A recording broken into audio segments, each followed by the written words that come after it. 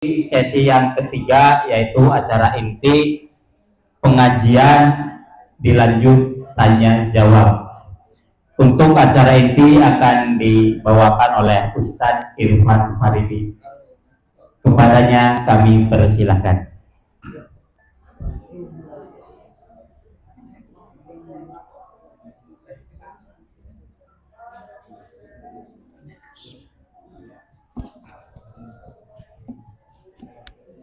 Assalamualaikum warahmatullahi wabarakatuh.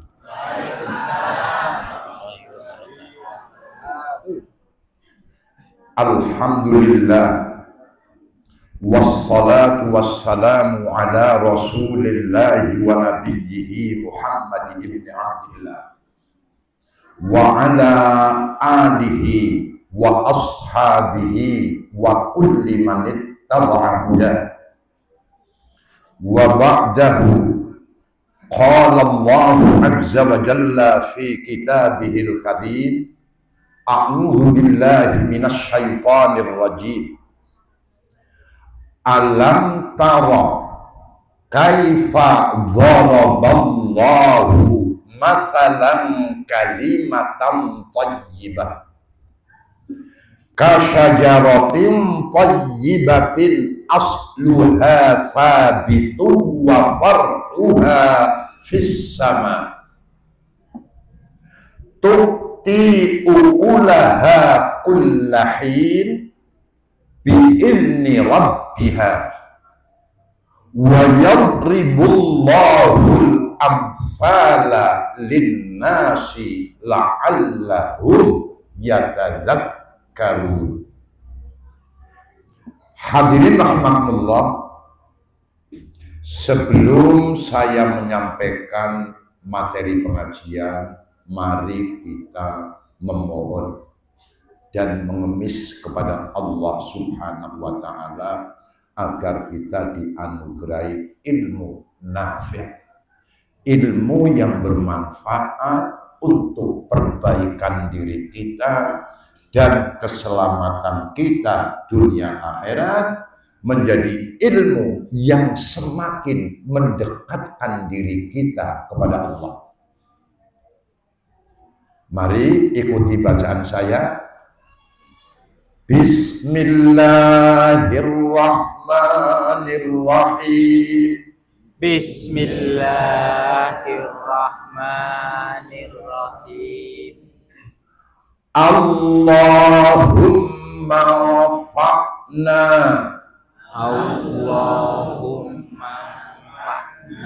bima 'allamtana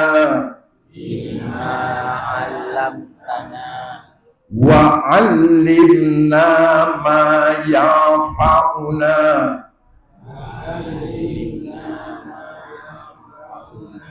wa zidna ilma walhamdulillahi ala kulli halin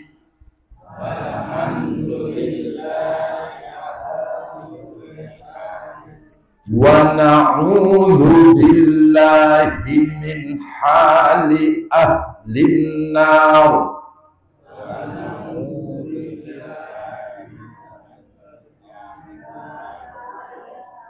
Amin. Amin. Terjemah supaya paham. Ini begini. Oh, tempat lain. Tempat lain. Ya Allah, ya Tuhanku, anugerahkanlah manfaat kepada kami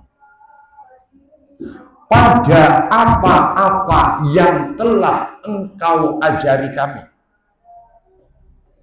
dan ajarilah kami ilmu ya Allah yang bermanfaat untuk kebaikan dan keselamatan kami, dan tambahkanlah kepada kami ilmu pengetahuan. Dan segala puji bagi Allah dalam setiap keadaan, dan kami berlindung kepada Allah dari keadaan ahli neraka.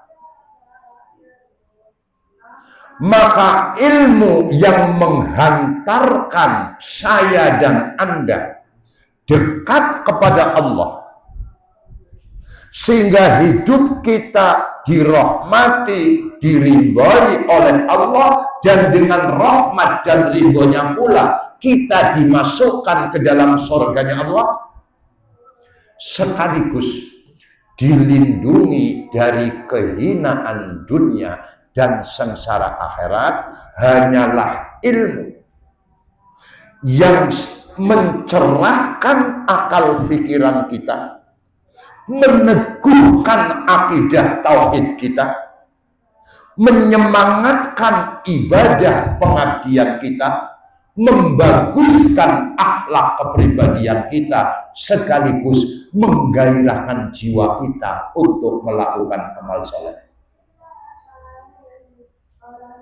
Tanpa itu, ilmu akan menjadi teori-teori kosong yang tidak akan bermanfaat untuk kebaikan, perbaikan, dan keselamatan kita. Maka untuk semakin meluaskan pemahaman, pandangan, pemikiran, dan meneguhkan akidah keimanan kita dengan panduan ilmu, lalu dengan ilmu dan iman kita punya semangat untuk mengabdikan diri hanya kepada Allah, bukan kepada yang lain. Kemudian ketulusan hati semakin terjaga, tidak ada pamrih kecuali pamrih kepada Allah. Kepada apapun dan siapapun selain Allah kita tidak punya pamrih. Angger wis kaya gue, akhlaknya dengan kiam ngaji semakin baik, akhlak kita kepada Allah semakin baik, akhlak kita kepada sesama semakin baik, akhlak kita kepada diri kita semakin baik. Lalu dengan akhlak yang indah itulah kita punya semangat menjadikan Muhammadiyah ini sebagai salah satu lahan kita beramal soleh. Siap? Siap. Oke.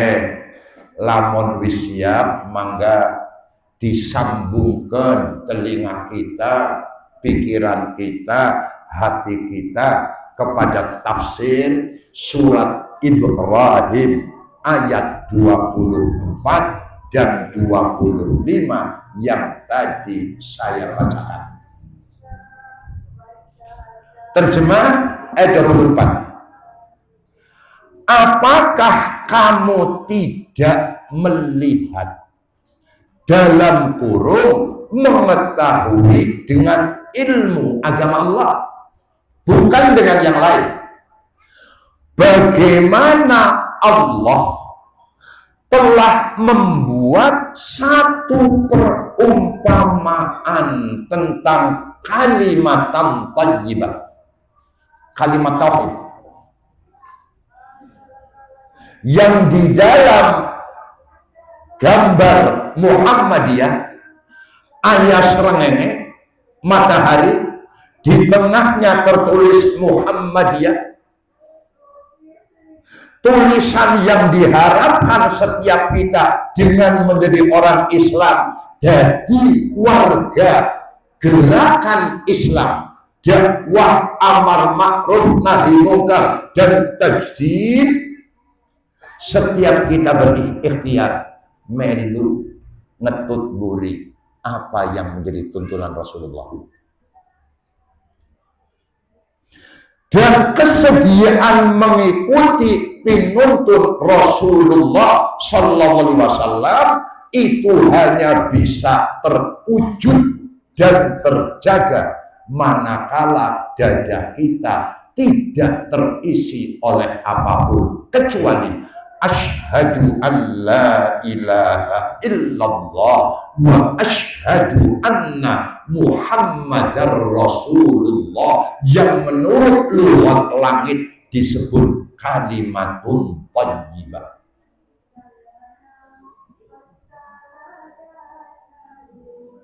Perumpamaan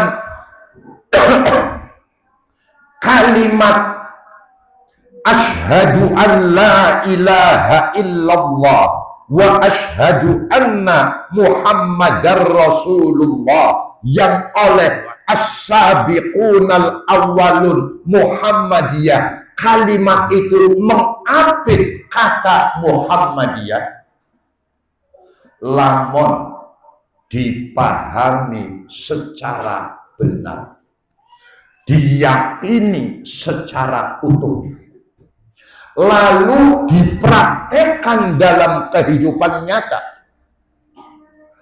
bahwa apa yang kita putuskan, apa yang kita ucapkan, apa yang kita lakukan pada seluruh aspek kehidupan kita, tidak ada lain adalah wa ma khalaqtul jinna wal insa illa liya'budun. Maka kalimat tauhid yang terpatri di dalam dada setiap kita itu tamsilnya kasyajaratin thayyibatin, seperti pohon yang baik. Apa yang dimaksud? Ayat ini turun di Madinah Munawwarah. Itu adalah tamsil pohon korma. Wite jejeg menjulang tinggi, akarnya sangat kukuh ke bawah. Asluha sabitun, akarnya kokoh teguh ke bawah di dalam hati. Wa far'uha fis sama, cabangnya, pohonnya menjulang tinggi ke langit, menembus kepada kemakbulan di sisi Allah Subhanahu wa ta'ala. Lamun pengakuan iman kita, Islam kita, Muhammadiyin kita bukan hanya di mulut saja, tapi menjadi satu keyakinan yang menjelma menjadi amalan nyata.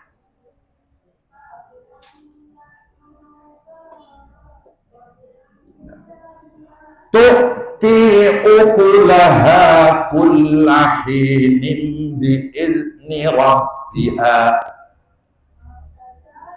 Pohon korma yang baik itu menghasilkan buahnya setiap waktu bi'izni rabbiha, dengan izin Allah Rabbnya. Apa itu? Ilmu dan iman yang benar menghasilkan semangat, buahnya adalah amal soleh. Dari Buaran, dari Bantar Kawung, Jipang, Bangbayang, kemudian mau dengan apa ya Kang? Mayana dan sebagainya, Tekamene, Ngaji bareng. Apa tujuannya? Kudubahan tujuannya, niatnya kudu murni semata-mata karena Allah. Yang kita besarkan bukan organisasi Muhammadiyahnya, karena Muhammadiyah adalah alat dakwah yang dengan Muhammadiyah itu kita bergerak menegakkan dan menjunjung tinggi agama Islam. Ingat, menegakkan dan menjunjung tinggi agama Islam, bekerja bersungguh-sungguh untuk mewujudkan masyarakat Islam yang sebenar-benarnya di mana Muhammadiyah berada. Di Sindangwangi ada ranting Muhammadiyah. Apa faedah Muhammadiyah? Jawabannya adalah dengan kesungguhan para pimpinan, baik daerah, cabang maupun ranting, bersama-sama pimpinan Orkom Muhammadiyah, maka Muhammadiyah hadir menjadi satu gerakan istiqomah untuk menegakkan dan menjunjung tinggi agama Islam, supados bisa mewujudkan masyarakat Islam Sindangwangi yang sebenar-benarnya, yang diridhoi oleh Allah Subhanahu wa Ta'ala, yang berlandaskan sesuatu yang terang benderang, Al-Qur'anul Karim dan As-Sunnatus Sahihah. Ning buaran anak ranting Muhammadiyah, anak kegiatan pengajian termasuk Sabtu subuh pekan keempat besok. Mengapa diadakan pengajian? Supaya warga Muhammadiyah dan lingkungan setempat ada ilmu di dalam hal mengimani Islam.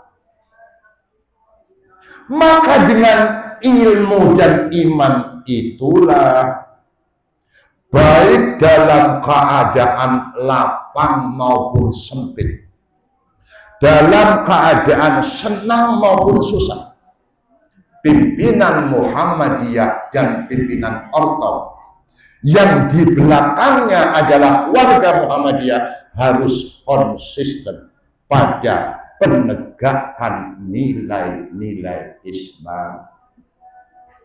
Satitik ora apa-apa, sing penting istiqomah.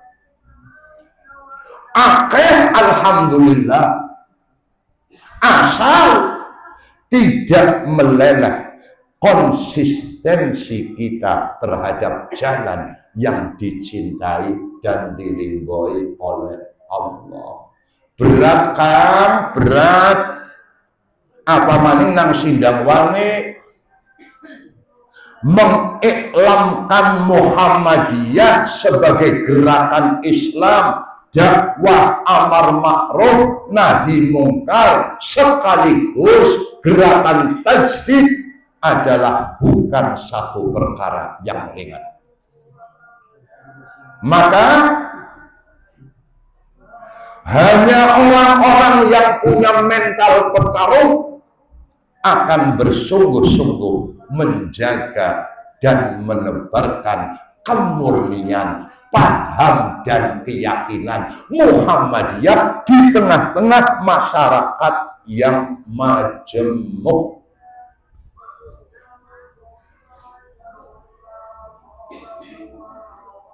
Itu yang penting. Mungkin latar belakang Anda ada yang dari Nahdlatul Ulama. Seperti saya, orang tua saya orang NU. Sekolah saya PGA-nya di PGABU NU Melayu. Lalu mondok sebentar di Persis Bangil. Kemudian pada suatu saat ketemu dengan orang yang sepuh ilmunya. Beliau ajengan Kiai Zainal Muttaqin, Kiai Murtadha. Beliau punya murid banyak, salah satunya Mas Orsi. Saya dengan ikhlas karena Allah, tidak ada yang menyuruh, tidak ada yang memaksa, saya masuk Muhammadiyah. Konsekuensinya adalah saya harus memahami, meyakini, dan siap untuk menjaga pesan penting dari sang pendiri.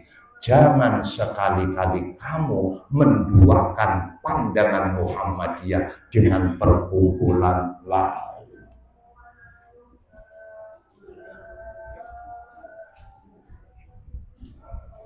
Jangan sekali-kali kamu menduakan pandangan Muhammadiyah dengan perkumpulan lain. Jadi kajian ya. Maka pemahaman kita, keyakinan kita, dan pengamalan keagamaan kita itu panduannya jelas. Himpunan putusan tarjih dan pengembangan atasnya. Kebasisan saya di masa lalu, ke-NU-an saya di masa yang sudah, harus saya abaikan karena saya telah dukhul, masuk ke dalam rumah besar yang bernama Muhammadiyah. Ini yang harus dipahami oleh orang-orang Muhammadiyah. Jangan sampai raga kita ada di dalam rumah besar, tapi mata hati kita dan pikiran kita, pelayanan kemana-mana, masih ada berbagi cinta dengan organisasi yang lain. Setiap organisasi, setiap perkumpulan, setiap kelompok kajian, apa itu Nahdlatul Ulama, atau Karsis, atau Jam'iyah Wasliyah, atau kelompok Salafi, pasti menekankan kepada jamaahnya untuk loyal kepada guru mereka. Pertanyaannya, mengapa kita harus gana? Untuk menekan diri sendiri agar menjadi orang Muhammadiyah yang loyal kepada himpunan putusan tarjih dan segala kaidah dan keputusan Muhammadiyah. Gimana? Bener ya sulur? Anggar bener dilakoni, aja kencelang-kencelung, aja mbal-mbul, aja pelang-peleng, nangis Kyai Dahlan sing wis pesen, aku titipkan Muhammadiyah kepadamu.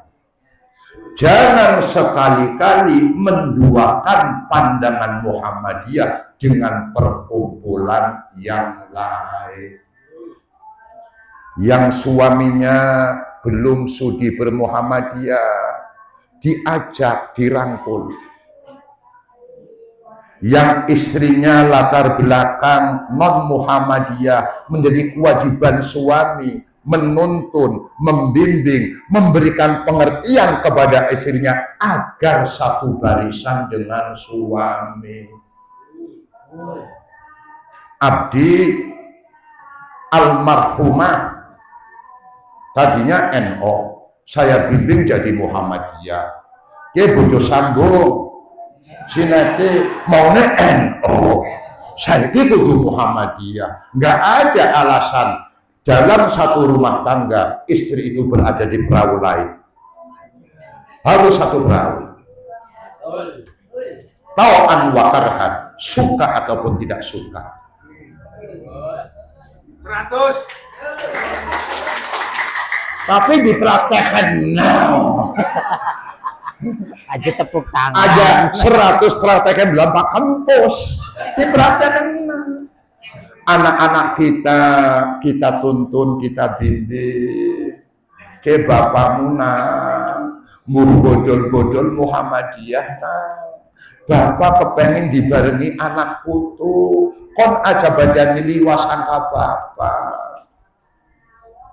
Yen bapaknya aktif nang Muhammadiyah, pas anaknya orang gelem aktif nang Muhammadiyah, malah nyeranduni, bapak nangis, apa kata dunia nah?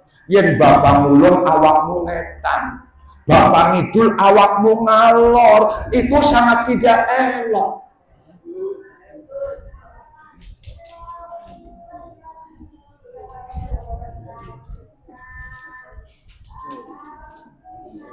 Wis paham? Ya paham. Ya. Jadi anaknya kita nang Muhammadiyah dengan ilmu, dengan akidah yang kuat, mudah-mudahan kita seperti pohon korma yang selalu menghadirkan buah yang bermanfaat untuk orang banyak. Yang manfaat kebaikan itu akan kembali kepada diri kita masing-masing, nggak usah balik maring akhirat.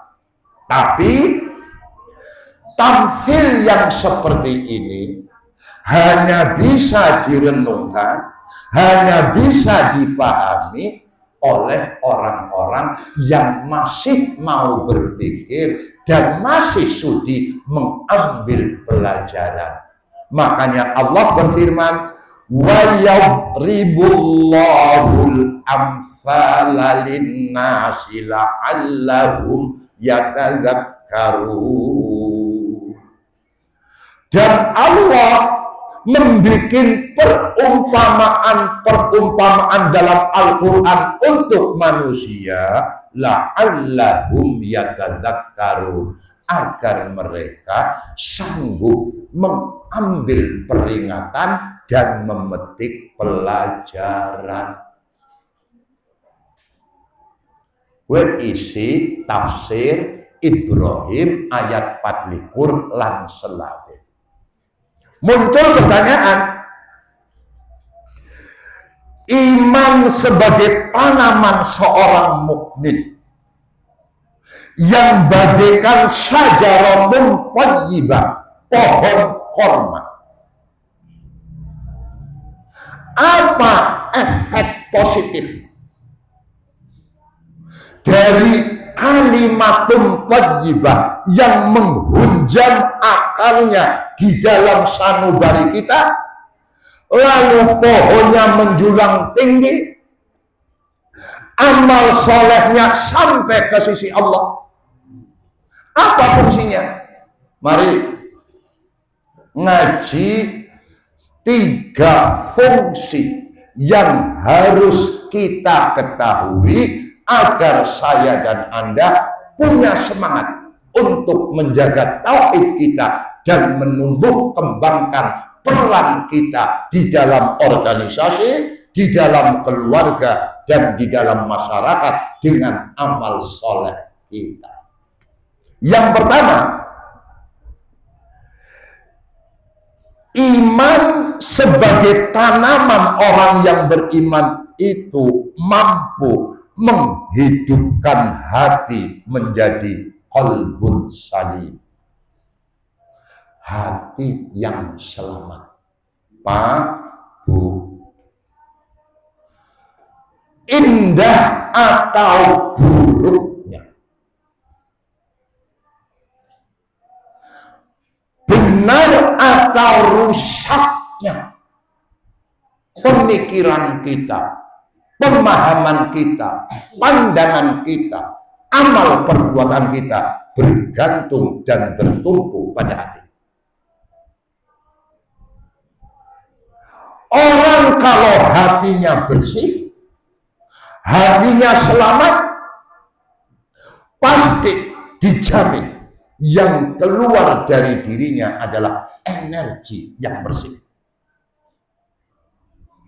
Ketika qalbu adalah qalbun salim, hati yang selamat dari kesyirikan, kekufuran, kefasikan, dan kemunafikan, maka qalbun salim itulah yang mengarahkan langkah kita sebagai langkah yang benar dan selamat.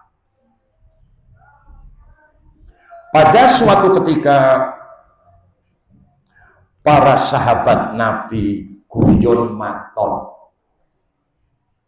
di serambi Masjid Madinah, Masjid Nabawi, guyon. Allah Maha tahu. Allah ingin mendidik orang-orang beriman, umat Rasulullah SAW sepanjang hayat, baik ketika Nabi masih hidup maupun di saat beliau telah wafat sampai pada hari ini, dan ketika akhir zaman nanti. Turun surat Al-Hadid ayat 16. Alam ya'ni lilladzina amanu an takhsha'a qulubuhum li dzikrillahi wa ma nazala minal haqq wa la yakunu kalladzina utul kitaba min qablu fatala alaihimul amadu faqasat qulubuhum wa katsirun minhum fasiqun. Terjemah, belumkah datang masanya bagi orang-orang beriman agar kolbu-kolbu mereka tunduk dan patuh untuk zikrullah, mengingat, menyebut asma Allah, baik zikir hati, zikir pikir, zikir lisan, maupun zikir laku. Lalu dengan zikrullah itu mereka pun tunduk terhadap kebenaran yang telah turun dari Allah untuk mereka, Al-Quranul Karim. Dan janganlah mereka menjadi orang-orang seperti orang-orang yang dahulu pernah didatangkan kitab suci, baik Zabur, Taurat maupun Injil. Lalu dalam masa rentang waktu yang cukup panjang, mereka lalai, faqasat qulubuhum, lalu menjadi keraslah hati-hati mereka. Dan kebanyakan dari mereka adalah orang-orang yang suka melanggar aturan Allah, fasik. Internal kita Muhammadiyah, saya nggak bicara NU, nggak bicara yang lain, bicara Muhammadiyah. Ini pengajian Muhammadiyah. Internal kita, yuk pada bareng-bareng kita melakukan muhasabah diri. Bagaimana keilmuan kita, akidah keimanan kita, ibadah kita, akhlak kita, kebaikan dan keburukan kita. Ibu, Pak, kayaknya ngomong, ayat ini tidak hanya berlaku di saat turun untuk para sahabat Nabi saja, tapi ibrahnya, pelajarannya, mauidhahnya, pingulangnya untuk seluruh umat Rasulullah Sallallahu Alaihi Wasallam, tanpa pandang siapa guru ngaji mereka, apa organisasi mereka. Saya bicara spesifik untuk orang-orang Muhammadiyah pada jam ini. Tunduk. Nanti pulang pengajian, bla bla bla, habis sholat maghrib, merenung sendiri. Abdi jadi wong Islam. Abdi ikhlas jadi wong Muhammadiyah. Bagaimanakah kualitas hati abdi di dalam hal tunduk dan patuh kepada Allah untuk selalu mengingat dan menyebut Allah. Jadi hamba yang taat dan patuh kepada aturan Quran dan sunnah Rasul. Lalu setelah itu, sejauh manakah peranan abdi terhadap kemajuan umat Islam melalui wasilah Muhammadiyah? Pimpinannya aja kakayan turu, mbok mengko umatnya ngantuk. Pimpinannya aja kakayan teori muluk-muluk, tapi prakteknya belampak kempus. Sing sederhana, sing sederhana. Pimpinannya sing serius, umatnya sing fokus. Pimpinan doang yang serius, kasihan pasangan. Karena umatnya tidak fokus. Bagaimana mungkin program Muhammadiyah akan berjalan dengan lancar kalau kita tidak punya kelengkapan 7 kekuatan? Ingat, ini materi pengkaderan. Saya kasihkan di sini. Bagaimana mungkin Muhammadiyah akan semakin maju kiprahnya di tengah-tengah masyarakat kalau 7 kekuatan penopang perjuangan ini satu demi satu kita abaikan. 1, quwwatun fil ilmi, kuat dalam hal ilmu pengetahuan. 2, quwwatun fil aqidati, kuat dalam hal akidah keimanan. 3, Quwwatun fi khulusin niyati, kuat di dalam hal ketulusan niat. 4, quwwatun fil ibadati, kuat di dalam hal ibadah pengabdian. Yang kelima, quwwatun fil khuluqi, kuat dalam hal akhlak kepribadian. Yang keenam, quwwatun fil himmati, kuat dalam hal tekad dan cita-cita. Yang ketujuh, quwwatun fil infaqi, kuat di dalam hal semangat untuk berinfak. Besok gerakan bangun klinik kerja bakti hari Sabtu. Kuat pikirannya, tenaganya, doanya, dananya. Organisasi kalau tidak kuat semangat berinfak akan menjadi organisasi yang la yahya wa la yamut. Tidak hidup, tidak mati. Ampun. Sesak nafas. Mulanya Pak Camat, saya tahu gerakan antum di sana. Saya mendengar dari kabar sahih. Teruskan, kembangkan itu ke bawah. Ide-ide yang cerdas, kembangkan ke bawah. Pimpinannya serius, warga Muhammadiyah fokus nyambung. Nyambung sih.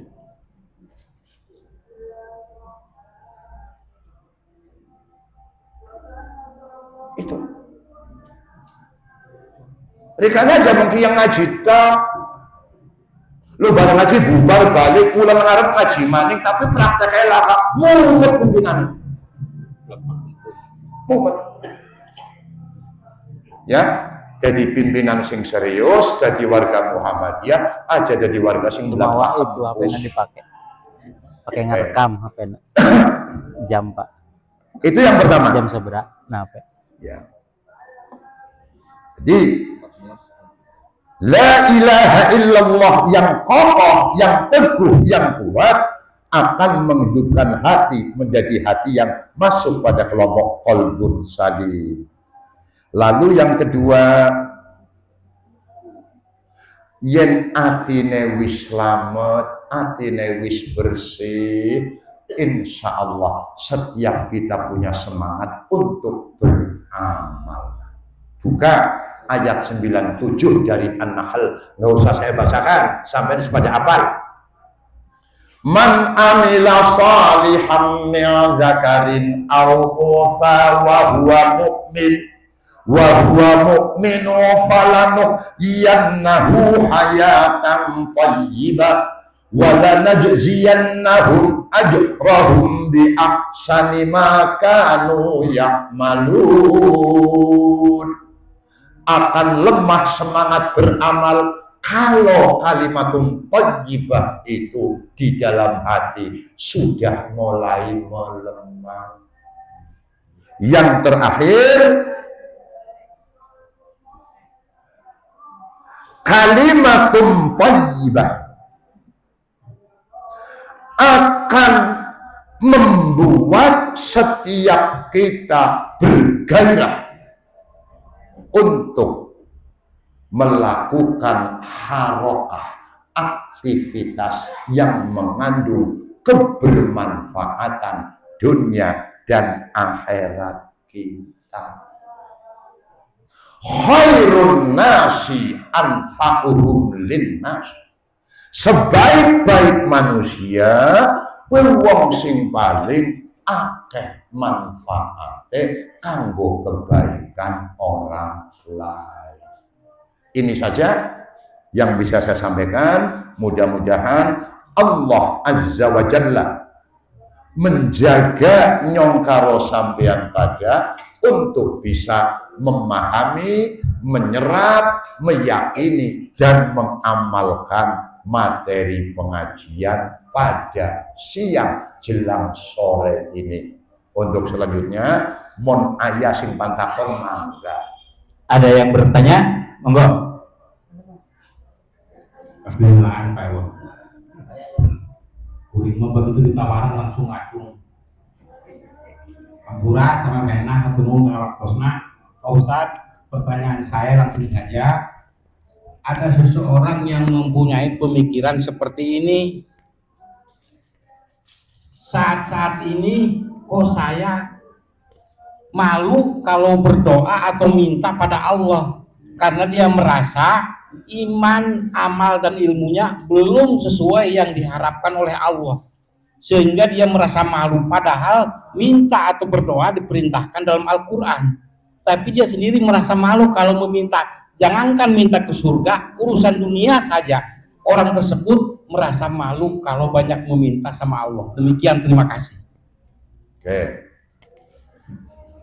Jika saya adalah orang yang berupaya istiqomah menegakkan sholat. Saya ulangi. Jika saya orang yang berikhtiar menjadi pribadi yang istiqomah menegakkan sholat fardu yang berisi 17 rakaat, di mana kandungan sholat ada 3.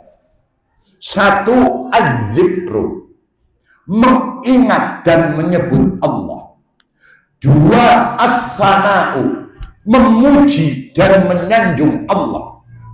3, ad-du'a'u, memohon dan mengemis kepada Allah. Lalu karena saya malu, saya matur Allahu Akbar dalam sholat saya cicing wae, nggak baca apa-apa. Mau baca Allahu Akbar, imam malu, makmumnya malu, karena saya masih kotor, belum pantas saya mohon kepadamu ya Allah. Maka nggak ada Bapak doa iftitah Allahumma ba'id baini, nggak akan meminta, nggak akan baca Al-Fatihah. Kalaupun baca iyyaka na'budu wa iyyaka nasta'in, nggak dibaca karena malu. Lalu Allahu Akbar, diam, subhanakallahumma rabbana wa bihamdika Allahumma ighfirli, malu, sami Allahu liman hamidah rabbana walakal hamdu, tidak malu. Sujud, subhanakallahumma rabbana, malu, diam. Duduk antara 2 tahiyat, lebih diam Bang. Allahumma ighfirli warhamni wajburni wahdini warzuqni. Tadi baca enggak? Kenapa sih? Malu sama Tuhan. Akhirnya saya bisa kolong, Bang. Kolong. Ustaznya kolong.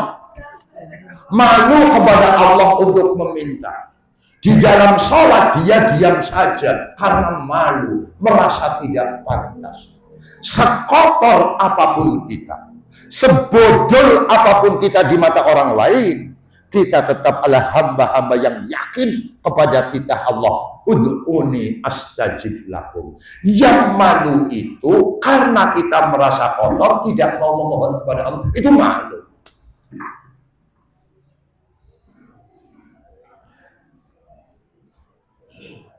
Hambaku datang kepadaku dengan dosa sepenuh bumi, mohon ampun kepadaku, bertaubat kepadaku. Allah saya sini, aku sambut dia dengan ampunanku sepenuh bumi pula, dan aku tidak peduli berapa banyak dosanya. Datang kepada abdi, gendong dosa sesundul langit, bi'ana is-sama'i. Lalu dia yastaghfiru, memohon ampun, yastaghfiruni, mohon ampun kepada Allah. Aku ampuni, aku tidak peduli. Tangan Allah dibuka lebar-lebar pada malam hari untuk menerima taubat orang yang berdosa pada siang hari. Pagi hari dibuka tangan Allah untuk menerima istighfar dan taubat para hamba yang berdosa di malam hari. Itu alasan aku tidak malu mengemis kepada Allah. Malah yang aku malu, sadar aku bodoh, sadar aku bodoh, sadar aku banyak dosa, tapi aku malu untuk meminta. Aku justru malu kalau aku tidak meminta. Itu kan. Kowe mau tak kalimat dilawan kamu mantik, ilmu mantik. Non? Iya, mau tanya. Iya. Saya selalu akan memahami secara detail iman, takwa, dan ibadah. Iman, takwa, dan Ibadah.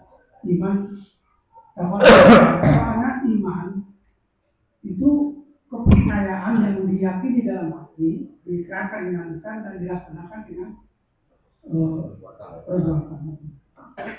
Otomatis takwa juga menjalankan segala apa yang diperintahkan oleh Allah dan menjauhi segala larangan. Ibadah juga perbuatan baik. Ini bedanya di mana, Pak Islam? ya, oke. Mohon dijelaskan. Ya ayyuhan nasu budu rabbakumul ladzi khalaqakum walladzina min qablikum la'allakum tattaqun. Ayat selikur surat Al-Baqarah. Wahai manusia, beribadah kalian kepada Allah Rabb kalian yang telah menciptakan kalian dan orang-orang sebelum kalian. La'allakum tattaqun, agar kalian bertakwa. Walhasil, iman itu keyakinan terhadap kebenaran yang dibawa oleh para nabi dan para rasul, yang terpatri dengan kokoh di dalam hati, yang membuahkan ilham benderannya mulut kita sesuai dengan iman kita, lalu diteguhkan dengan amal perbuatan kita. Maka dengan iman itulah seorang hamba punya konsep dan prinsip hidup. Apa itu? Segala yang aku ucapkan, yang aku lakukan, diarahkan kepada satu titik untuk meraih cinta dan ridho Allah. Itulah ibadah. Maka dengan iman dan ibadah itulah melahirkan buah yang sangat lezat, yakni takwa. Takwa itu kandungannya ada 3. Ayyuqa Allahu fala yuksa. Hendaklah Allah ditaati, hukum-hukumnya maka tidak dibantah. Wa ayyul karo fala yunsa, dan hendaklah Allah disebut, diingat dan disebut maka tidak dilupakan. Wa ayyus karo fala yukfar, dan hendaklah Allah disyukuri maka tidak dikufuri. Itu kandungan takwa. Maka iman, ibadah dan takwa adalah 3 in 1, agar setiap kita dengan rahmat Allah diselamatkan dari api neraka. Makanya apa? Wasari'u ila maghfiratin min rabbikum wa jannatin arduhas samawati wal ardu uiddat lil muttaqin. Selanjutnya siapa mereka? Orang-orang yang menginfakkan harta mereka baik dalam keadaan bunga maupun susah. Orang-orang yang punya watak sanggup mengendalikan emosi. Lebih duga menang. Ya Allah, nyongke salah ya Allah. Astagfirullahaladzim. Pasrah. Wal afina anin nas, berjuang. Mungkin jam ini belum sanggup untuk punya dada yang lapang memaafkan kesalahan orang lain.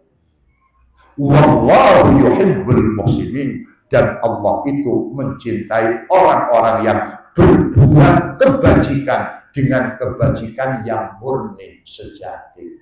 Jadi Mas Ewon, ada ayat ya ayyuhalladzina amanu taqullaha haqqa tuqatih wa la tamutunna illa wa antum muslimun.